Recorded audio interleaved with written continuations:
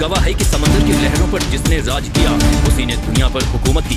एक बड़ी खबर सामने आई है कि डोनाल्ड ट्रंप ने ऐलान किया है कि युद्ध जल्द खत्म हो सकता है और अमेरिका इजराइल के हमले में हुई तबाही के बाद ईरान को संभलने में 20 साल लगेंगे। अगले 2 दिन में इस्लामाबाद में बातचीत होगी, मगर एक बड़ा सवाल यह है कि ईरान इस मसले पे बिल्कुल खामोश है। ईरान ने साफ तौर पर कहा है बातचीत होगी तो हमारी शर्तों पर और मुआवजा देना पड़ेगा उस नुकसान का जो डोनाल्ड ट्रंप ने और इजराइल ने ईरान के अंदर किया है। अगले 2 दिन में जेडी वेंस पाकिस्तान का रुख करेंगे, ईरानी पक्ष के साथ बातचीत होगी। फॉक्स न्यूज के हवाले से खबर है कि डोनाल्ड ट्रंप ने कहा है कि उन्होंने ईरान के खिलाफ युद्ध नहीं छेड़ा होता तो अब तक ईरान के पास परमाणु हथियार होता।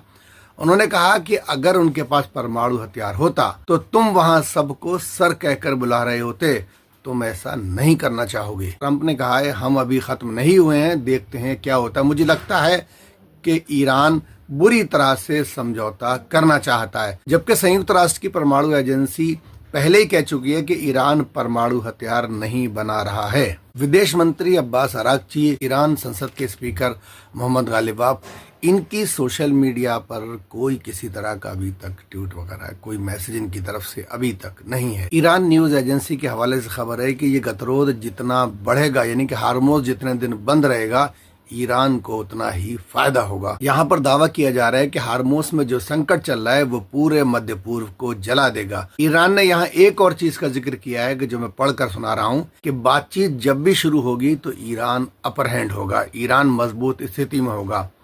और मैं आपको बता दूं कि पिछले कुछ दिनों से जब से अमेरिका और ईरान के बीच बातचीत नाकाम हुई है, इस्लामाबाद ईरान के संपर्क में है। जैसा कि डोनाल्ड ट्रंप कह रहे हैं कि ईरान 20 साल पीछे चला गया, यानी ईरान को उभरने में 20 साल लगेंगे, तो ईरान अब इस नुकसान का मुआवजा मांग रहा है। ईरान के सरकारी प्रवक्ता हैं फातिमा मोहजरानी, इन्होंने कहा है कि इस्लामाबाद में जो वार्ता होगी और जो वार्ता हुई थी उसमें मुआवजा शामिल है। उन्होंने कहा कि ईरान का आर्थिक विभाग अलग अलग चरणों में सटीक आंकड़े तय कर रहा है। उन्होंने कहा कि पहला चरण इमारतों को हुए नुकसान का आकलन करेगा, दूसरा बजट में आय में नुकसान और उद्योग बंद करने के असर का विश्लेषण करेगा। मोहजरानी ने कहा कि शुरुआती और काफी मोटे अनुमान के मुताबिक अब तक 270 अरब डॉलर का नुकसान का अनुमान लगाया जा चुका है। स्पेन के प्रधानमंत्री पेड्रो सान्चेज इस वक्त चाइना में, उन्होंने साफ कहा है कि बगैर चाइना की मौजूदगी के ये चीनी दखल के बातचीत कामयाब नहीं हो सकती। जब मैं आपसे बात कर रहा हूँ इस वक्त लेबनान और इजराइल में भी बातचीत जारी है,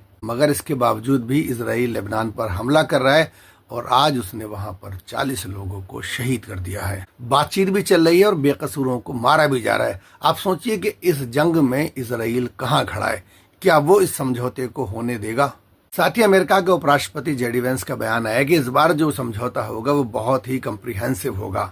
इस बार भी अमेरिका के उपराष्ट्रपति जेडी वेंस इस बातचीत की अगुवाई कर सकते हैं और इशारा मिल रहा है कि पहले वाली टीम ही इस बातचीत की अगुवाई करेगी। पिछली बार जो कामयाबी नहीं मिली उसकी वजह थी कि अमेरिका बाजिद था कि ईरान यूरेनियम संवर्धन पर रोक लगाए।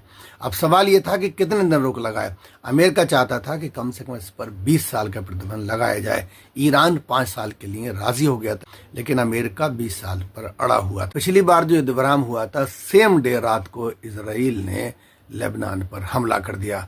ये एक बहुत बड़ी वजह थी जो वार्ता कामयाब नहीं हुई। इस बार भी लेबनान और इजराइल की बातचीत तो चल रही है, लेकिन इजराइल हमले भी कर रहा है जिसमें 40 से ज्यादा लोगों की मौत हो चुकी है। इसका मतलब यह है कि इजराइल नहीं चाहता कि ट्रंप इस जंग से बाहर निकले। एक बड़ी खबर यह है कि जो सीज फायर चल रहा है, ईरान का जो मिसाइल सिटी है, यानी कि जहां जहां उसकी मिसाइलें हैं वहां पर जो हमला हुआ है उस मलबे को हटा रहे और उसको रिपेयर कर, यानी कि इस खामोशी के दौर को ईरान ने इस्तेमाल किया है अपनी तैयारी को और मजबूत करने के लिए, क्योंकि ईरान को कतई विश्वास नहीं है कि अमेरिका और इजराइल कभी भी कुछ भी कर सकते हैं। इजरायली एक न्यूज एजेंसी है हारेट्स, उसका कहना है कि अमेरिका और ईरान द्वारा हार्मोस पर की जा रही नाकेबंदी इस इलाके को आग में झोंक सकती है। मतलब हालात और तनावपूर्ण हो सकते हैं और दोबारा युद्ध की घंटी कभी भी बज सकती है।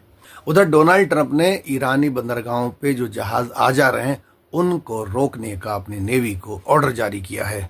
इसके बावजूद भी चीन अपना जहाज वहां से निकाल कर ले गया। चीन ने कहा कि हमारा ईरान के साथ समझौता है और इस जंग से हमारा कोई लेना देना नहीं है।